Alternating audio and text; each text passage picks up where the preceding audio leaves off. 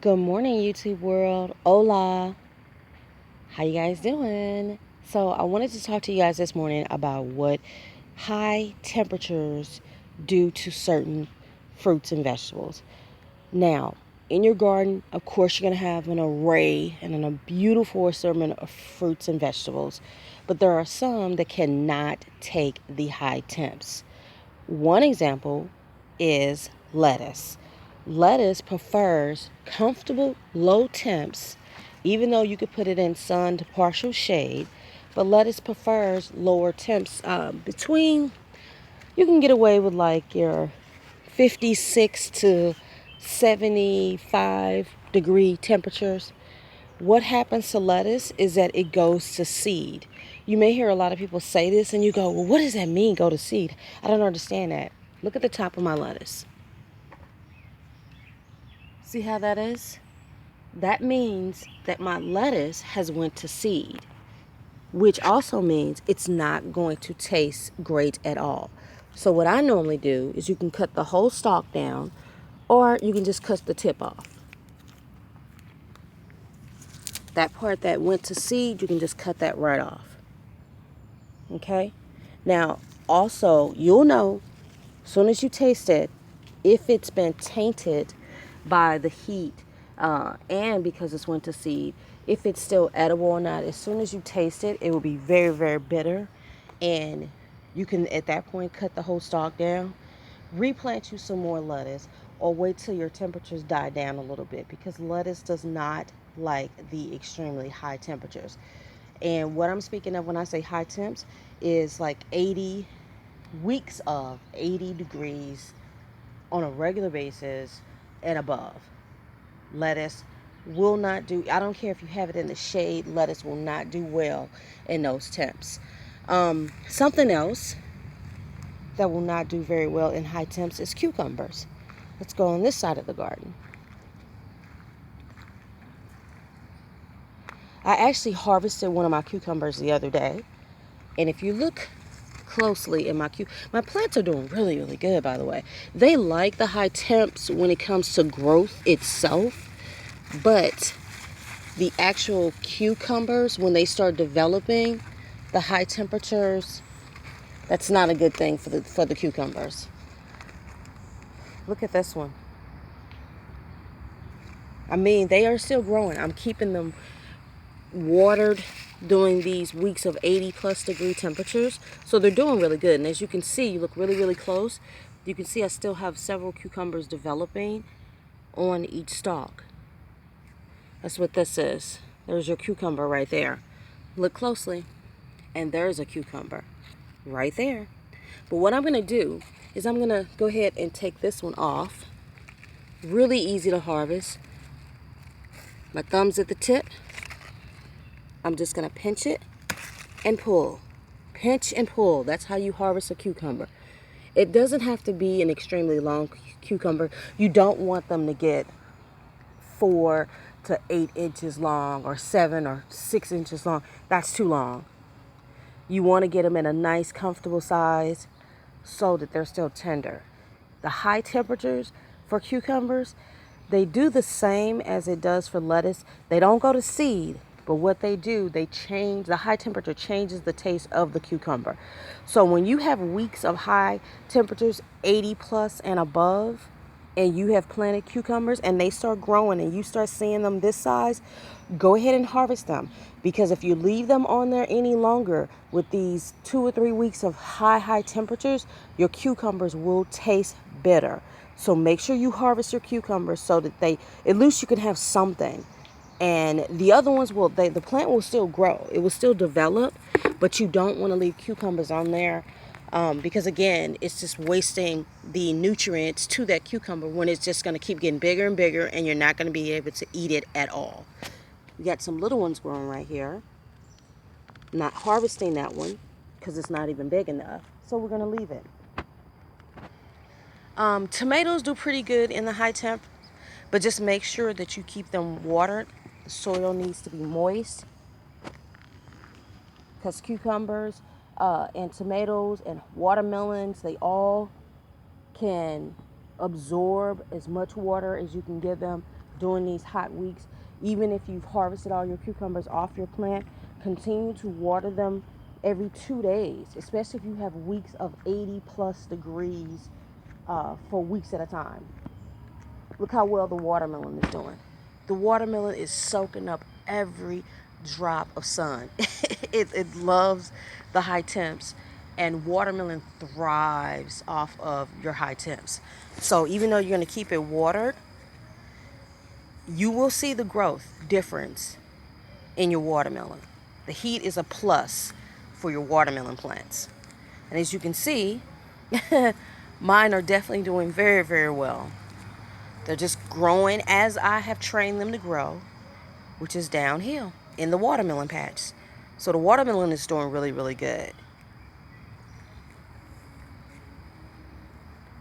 Let's go over here. We're going to pick a few of my blackberries, because I know with watering of my blackberries also that they have been doing really well. So let's walk over here.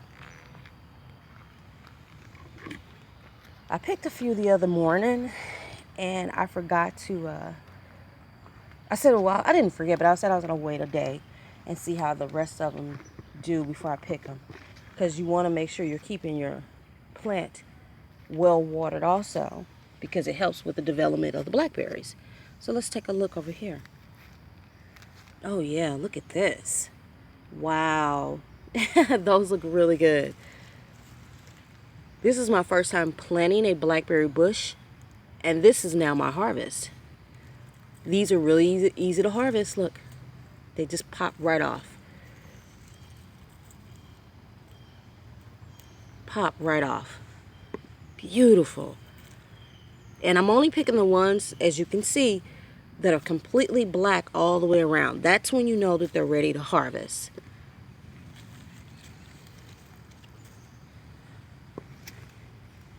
If they're not all, black all the way around, don't harvest them. Keep watering the blackberry plant, but leave those on there. If they're red, leave those on there, because they're not ready to harvest.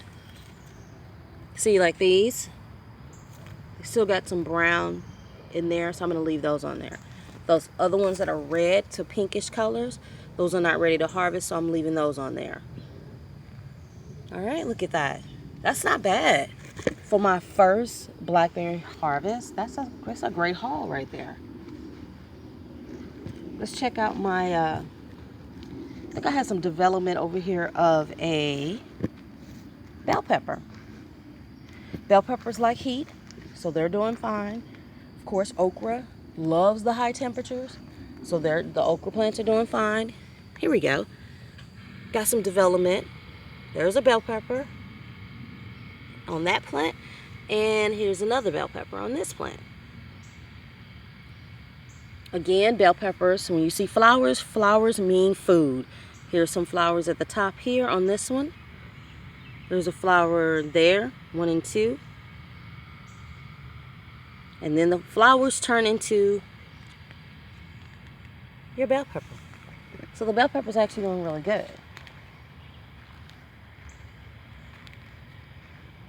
I have several squash growing. So I want to show you guys the squash development. Look at this. There's a squash there. Beautiful. Here's here's 2 squash on this plant. Squash will go from a green to a off soft yellow to a very bright yellow. Some squash will get this bumpy look if you look really close. That's a sign that it's ready to harvest, and they'll get a really glossy look. Also, the best time to harvest squash, the size is 4 to 6 or 7 inches long. You don't want to harvest them when they're longer than that. Try not to, because that's when they're their most tenderest, is when they are at 4 to 6 or 7 inches long. Let's check out this one. Look at this big boy. Oh yeah, that looks great. It's really easy to harvest squash. You'll know when it's ready to harvest because the tip will die. That's another sign that it's time to harvest. You just take a pair of scissors, you go to the top, and you just cut. And here's my first squash of the season. That is beautiful.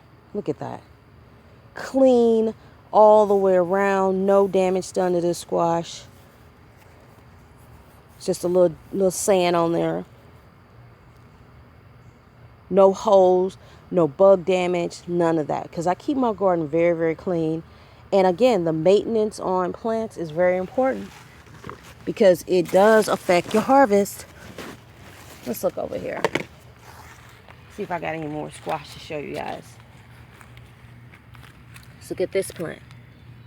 And there's a squash there. There's two on this one. These are not ready to harvest, but you can see the growth.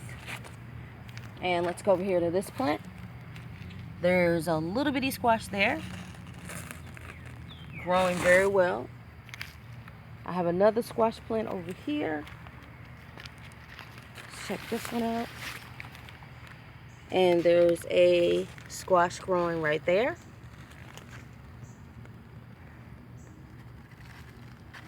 Not bad. And if you can see, I've told you guys, like, squash plants grow very, very wide. You want to make sure you're giving them plenty of room for growth. Because as you can see, this is my walkway. And now my squash are actually growing and covering half of the walkway because they grow very, very wide. And if you look closely, there's space between my squash. This is one squash plant. Then you go over here. I have a separation. You can see spacing right there. And then there's my next squash plant. Plenty of space for the leaves to grow, the plant to develop and spread out. And they're very strong plants. If you keep them protected and they don't get infected by the worm that burrows through the root of the plant, they will grow upright and very strong. And another thing I want to tell you guys, do not move your squash plant around. When you're harvesting, make sure you just harvest the plant, the actual squash, and you don't cut and move the plant, because all that does is that allows for this squash bug to be able to get into the root of that plant. So try not to move the plant around. You want that stem to stay as tight and as firm as possible. We're going to go ahead and harvest this one.